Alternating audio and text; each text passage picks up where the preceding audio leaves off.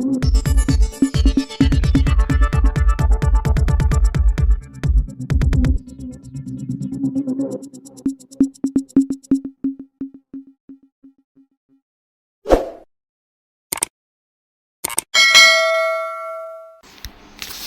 న్యూస్కి స్వాగతం. MRI CT స్కాన్ల పరిస్థితి ఏంటి?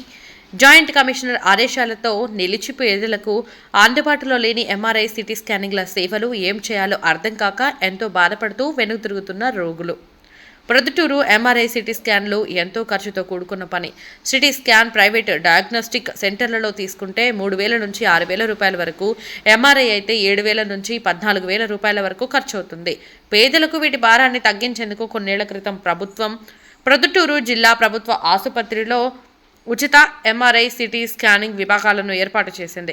ప్రారంభం నుంచి 2 రోజుల క్రితం వరకు ఏనాడు వీటి నిర్వహణలోనూ సేవలు అందించడంలోనూ ఇబ్బందులు తలెత్తలేదు. అయితే ఉన్న ఫలంగా రోగులకు అత్యవసరమని వైద్యులు భావిస్తే అప్పుడు రాస్తున్నారు. దీంతో రోగులు తీవ్ర ఇబ్బందులు పడుతూ లబోదిబ్బమంటున్నారు. అసలు ఉన్న ఫలంగా ఆపివేయడం వెనుక మర్మమేమిటి? పట్టణంలోని ల్యాబ్ టెక్నీషియన్లతో ప్రైవేటు హాస్పిటల్ వారిలా మీరు కూడా కుమ్మక్కయ్యారా అని ప్రజలు అనుమానం వ్యక్తం చేస్తున్నారు. ప్రొద్దుటూరు జిల్లా ఆసుపత్రికి ప్రతిరోజు సుమారు 800 మంది నుండి 1,100 మంది వరకు ఓపీ ఉంటుంది. ఇక్కడికి ప్రొద్దుటూరు పరిసర ప్రాంత ప్రజలతో పాటు మైదుకూరు, కమలాపురం, జమ్మలమడుగు, ముద్దనూరు, పులివెందుల, నంద్యాల జిల్లాల్లోని ఆళ్లగడ్డ, చాగలమర్రి తదితర ప్రాంతాల నుంచి వైద్యం కోసం వస్తుంటారు. ప్రొద్దుటూరు జిల్లా ఆసుపత్రిలో ఎక్స్రే మొదలు అన్ని రకాల స్కానింగ్లను ఉచితంగా చేస్తారు. ఇలా ప్రతిరోజు సిటీ స్కాన్లు 40 నుండి 45, ఎంఆర్ఐ స్కాన్లు 20 నుండి 25 వరకు చేయించుకుంటారు. వేలర్లో ఖర్చు అయ్యే సిటీ, ఎంఆర్ఐ స్కానింగ్లను ఆసుపత్రిలోనే ఏర్పాటు చేసి ఉచితంగా చేస్తుండటంతో ప్రజలకు సౌకర్యంగా ఉండేది. ఇప్పుడు ఈ సేవలు ఆగిపోవడంతో రోగులు అవస్థలు పడుతున్నారు. జాయింట్ కమిషనర్ ఆదేశాలతో నిలిచిపోయిన స్కానింగ్లు ఈ నెల 6వ తేదీన Vaidya Vidhana Parishad joint commissioner doctor Ramesh Kishore జిల్లా ఆసుపత్రిని సందర్శించారు. ఆసుపత్రిలో ప్రజలకు వైద్యం ఎలా అందుతుంది, రోజు ఎంతమంది చికిత్స చేయించుకుంటున్నారు, మందుల సరఫరా ఎలా ఉంది, ఇలాంటి వాటిపై జాయింట్ కమిషనర్ ఆసుపత్రి అధికారులతో మాట్లాడలేదు. వైద్యులను పిలిపించి సిటీ, ఎంఆర్ఐ స్కాన్లు ఇష్టానుసారంగా రాస్తున్నారంటూ వారిపై ఆగ్రహం వ్యక్తం చేశారు. సివిల్ అసిస్టెంట్ సర్జన్లు స్కానింగ్లు రాస్తే సస్పెండ్ చేస్తానంటూ వారిపై చిందులేశారు. దీంతో శుక్ర, శని వారాలలో వైద్యులెవరూ స్కానింగ్ రాయలేదు. ఈ 2 రోజుల్లో దూర ప్రాంతాల నుంచి వచ్చిన రోగులు నిరాశగా వెనుతిరిగి వెళ్లారు. సివిల్ సర్జన్లు స్కానింగ్ రాయకూడదంట. జిల్లా ఆసుపత్రిలో 4 మాత్రమే సివిల్ సర్జన్లు ఉన్నారు.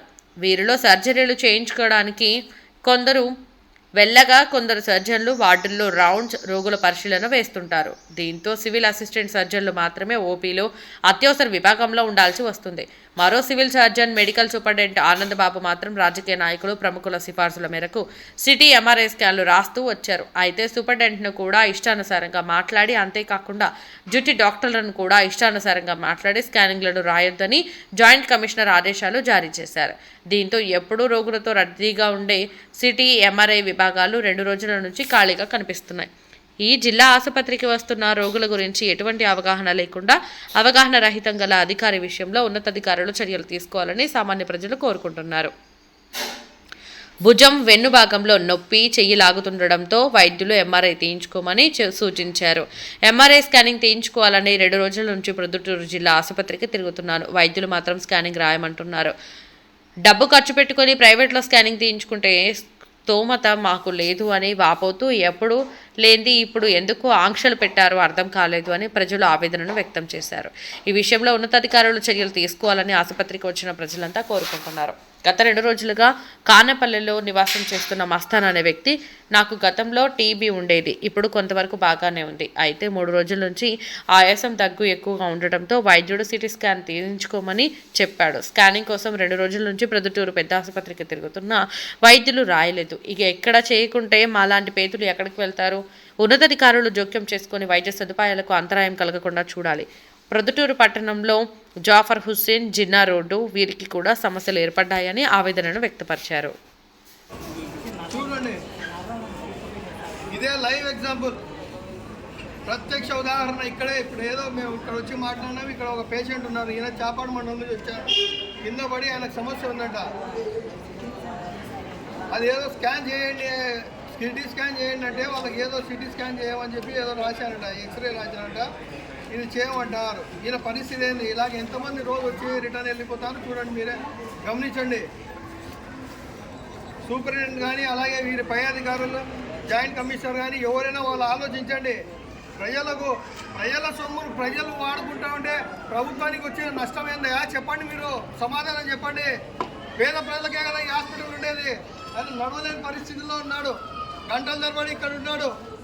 ఎప్పుడు ఆయనకు సమస్య తీరుతుంది, ఎప్పుడు ఆయన సిటీ స్కాన్ తీసారో చెప్పాలా?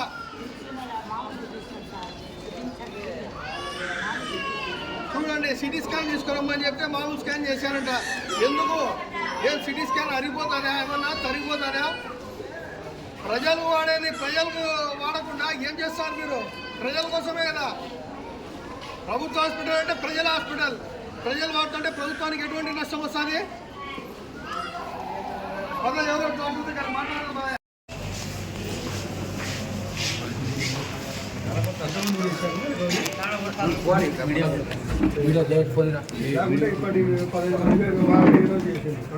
రోజుకు 40 నుంచి 45 సిటీ స్కాన్లు చేసే పరిస్థితి ఉన్నది. జరుగుతుంది. ఫస్ట్ టైం యాక్సిడెంట్ అయ్యి ఇంజురీస్ అయితే జరుగుతున్నాయి. అంతేగాని అదే సార్ మెయిన్ ఎమర్జెన్సీ పర్పస్ మీద రాస్తున్నాం. ఇప్పుడు అందరూ ఎంఆర్ఐ కూడా అది జరుగుతున్నది. ఎంఆర్ఐ మీద మాకు 3 ఎంక్వైరీలు వచ్చిపోయినాయి సార్. మా 2 సంవత్సరాల నుంచి కంప్లైంట్ పెడతా ఉన్నారు. ఎవరు పెడతా మాకు తెలియదు. కంప్లైంట్ పెడతా ఉన్నారు. ఏమంటే వీళ్ళు రాస్తున్నారు కుంభకైనారు, డబ్బులు తీసుకుంటారు, ఇదే పంచాయతీ. మాజీ ఎమ్మెల్యే గారు, మైదుగూరు ఎమ్మెల్యే గారు, అదే అందరూ ఫోన్ చేస్తారు. నేను కనీసం వారాన్ని ఒకసారి 2 సార్లు చేస్తా. మరి ఏం చేయాలి చెప్పండి? మీరు చెప్తే మేము చేయలేము, చెప్తామా? అదే కదా, మేమైనా కదా. మేమైనా ఫలానా న్యూరో దగ్గరికి వెళ్ళినా అంటారు, న్యూరో డాక్టర్ దగ్గరికి వెళ్తారు. న్యూరో డాక్టర్ ఏం చేస్తాడు? ఫలానా ఎంఆర్ఐనో సిటీ స్కానో తీసుకురమ్మని చెప్తారు. అప్పుడు బయట చేసుకోలేరు కదా, 10-15 వేలు ఖర్చు అయ్యేది. అందుకని మా దగ్గరకు వచ్చి సార్ ఇట్లా చెప్పండి సార్ అంటే మేము సార్ చెప్తాం, సార్ చేస్తారు. అంతే కదా. సార్ చేసుకునేది ఏముంది? 5-6 సంవత్సరాల నుంచి లేని సమస్య ఈ రోజు ఎందుకు వచ్చింది? సారు రాస్తున్నారు, మీరే రాస్తున్నారంటే ఇంకా సూపరింటెండెంట్ రాకుండా ఎవరు రాస్తారు? అదే కదా, ఆయన సుపీరియర్. మరి superintendent superior government hospital.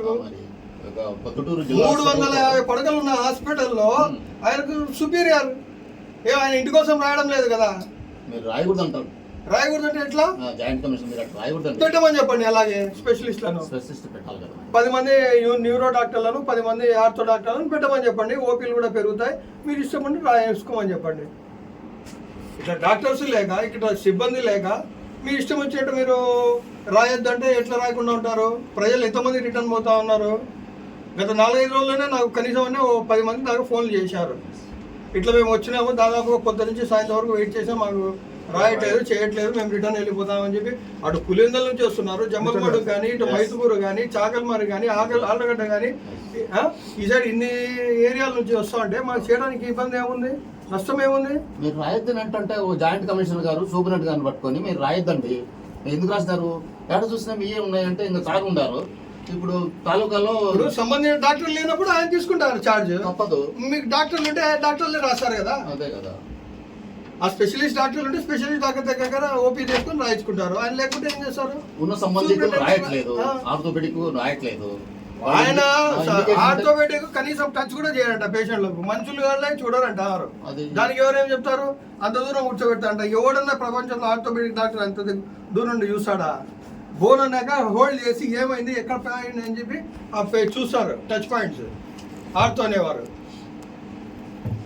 Sir ఏది ఏమైనా మీరు యథావిధిగా జరపాలి సార్. ఇది పబ్లిక్ తరఫున మేము డిమాండ్ చేస్తున్నాము. ప్రజల కోసం చేస్తున్నాం. ఇది మీరు చేసేది కాదు, మేము చేసేది కాదు. ప్రజల కోసం చేస్తున్నారు. అది మీరు నిస్వార్థంగా మీరు చేస్తున్నారు, దాంట్లో డౌట్ లేదు. ఏదేమైనా మేము పై అధికారులకు కూడా కలెక్టర్ గారి దృష్టికైనా తీసుకెళ్ళి ఈ సమస్యను మేము వారి దృష్టికి తీసుకెళ్ళి పరిష్కరిస్తాం. మీరైతే మీ వంతు ప్రయత్నంగా మీరు కొనసాగించాలి సార్. ఏ పేషెంట్ అయినా రిటర్న్ వెళ్ళకూడదు. అది మా డిమాండ్. ఈ ప్రాబ్లం అయితే director of secondary health director గారికి వెళ్ళాలా? ఆడికి వెళ్తే కానీ మా వాళ్ళు గైడ్లైన్స్ ఉంటే కానీ మా డాక్టర్ గారు రాయాలి సార్. సూపరింటెండెంట్ గారు కూడా రాసేదానికి లేదు. Main problem Vijayawada Tadepalli head office, Tadepalli director of secondary health Siri joint commission Ramesh. మన వచ్చిన రమేష్ జాయింట్ కమిషన్ వాళ్ళ సైడ్ నుంచి మనకి ఏమన్నా గైడ్లైన్స్ వస్తాయి కానీ పూర్తి స్థాయిలో కూడా అంత ప్రజలకు న్యాయం చేయలేదు. ఇప్పుడు ఇదే అందరూ వచ్చినారు అందరూ ఎవరు వచ్చినారు నమ్మాలి. ఆయన మాట్లాడే మాటలు అయితే పైకి చెప్పుకోలేనిటి. డాక్టర్లు అంతా సైలెంట్ అయిపోయినారు, అదేం మాట్లాడుకోలేని పరిస్థితి. ఆయన కూడా డాక్టర్ గారు ఈ స్థాయి నుంచి పోయినారు. ఆయన అంతే కదా, ఎవరైనా ఆ స్థాయి నుంచి వెళ్ళే వాళ్ళే కదా. గుర్తుపట్టకుండా చాలా బాధాకరమైన మాటలు మాట్లాడారు సూపరెంట్ గారిని. మా దృష్టికి వచ్చినాయి సార్, అందుకనే మేము ఖచ్చితంగా కలవాలా, ఈ సమస్యను పరిష్కరించాలని చెప్పేసి మేము వచ్చింది కూడా. 1-2 డేస్లో మేము ఎవరిని కలవాలో వాళ్ళని కలుస్తాం, వాళ్ళకి లెటర్లు కూడా రాసాం, కలుస్తాం సార్. మీ పని మీరైతే మీ పని మీరు చేయండి. ఫస్ట్ ఆఫ్ ఆల్ మీరు కలెక్టర్ గారికి వినియోగించండి, తద్వారా డైరెక్టర్ ఆఫ్ సెకండరీ హెల్త్ మేము చేసేది మేము చేస్తాం సార్. అప్పటి వరకు ఏ పేషెంట్ సఫర్ అవ్వకూడదు, అది మా